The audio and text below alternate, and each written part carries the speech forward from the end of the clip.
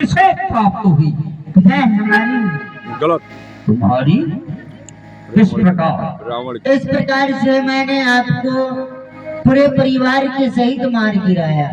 इस प्रकार से। और मैंने क्या प्रतिज्ञा की थी ये नहीं सुनोगे?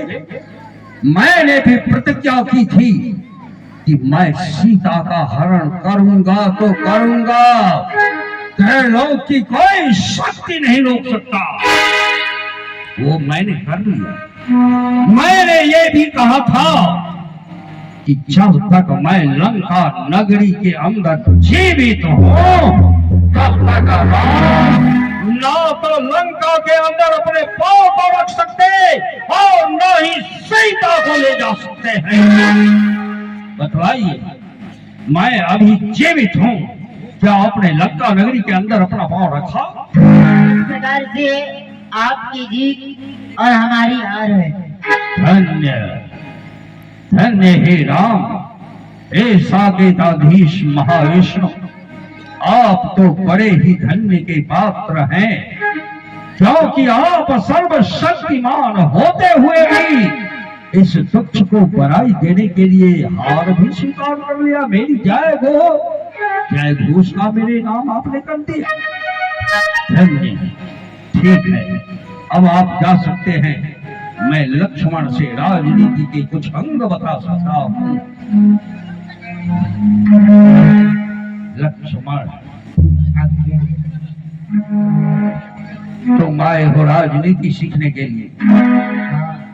अरे अब क्या आई हो राजनीति सीखने के लिए? अब तो सम्राट रावण का प्राण कंठ तक आ चुका है और ये नेत्र जो है सदैव के लिए बंद हो जाना चाहता है।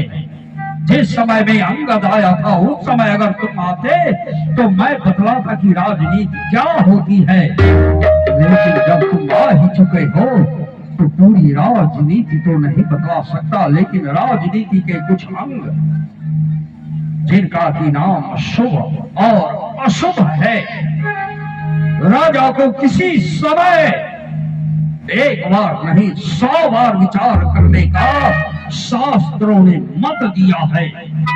और जो राजा बिना विचारे ही खुद से कुछ कर लेता है वह बहुत बुरा करता है, प्रजा के हित में भी और उस ईश्वर के हित में भी तथा धर्म के हित में भी।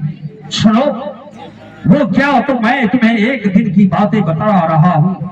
मैं अपने दरबार में बैठा था, इतने में क्या देखा कि एक बूढ़ा दंपति अपने कंधे पर एक जवान बेटा का लाश लेकर के मेरे सामने में न्याय न्याय चिल्ला कर मुझसे कहने लगा कि राजा रावण, आपके हाथों में ये सारा बागडोर है और फिर आपके होते हुए ये कैसा न्याय हो रहा है कि जवान बेटा मर गया है और बूढ़ा बाप उस बेटे का शव लेकर के आपके दरवाजे तक आया है। मैं समझ गया कि ये सारा कार्य बिगाड़ना काल का कार्य है। मैं काल को ही मार दूंगा, न तो काल जीवित रहेगा और न ही किसी जवान मनुष्य की मृत्यु होगी।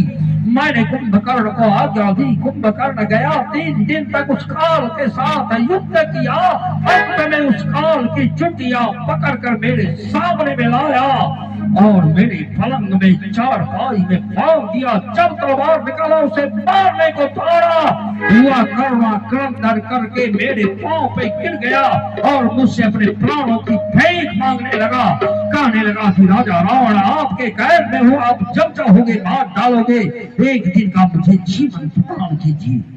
देखो, उसका क्रंदन सुनकर मैंने उसे छोड़ दिया। ऐसे ही एक दिन मैं नरक स्वर्ग के रास्ते को मापने चला था, उसकी बुराई अच्छाई को जानने के लिए गया स्वर्ग। तो वहां क्या देखा कि जो लोग अच्छे कर्म किए हैं, पुण्य किए हैं, अच्छे अनुष्ठान किए हैं, भगवान के नामों का गुणगान किए हैं, उनके लिए स्वर्ग बना है और उस स्वर्ग में नाना प्रकार का सुख है, ऐश्वर्य है। लेकिन जो पापी हैं, दुराचारी हैं, अत्याचारी हैं, लोभी हैं, उनके लिए क्या बना है तो नरक। और उस नर्क में नाना प्रकार का दुख, नाना प्रकार की यातनाएं है लक्ष्मण। मैं एकदम समुद्र के किनारे गया था घूमने के लिए। क्या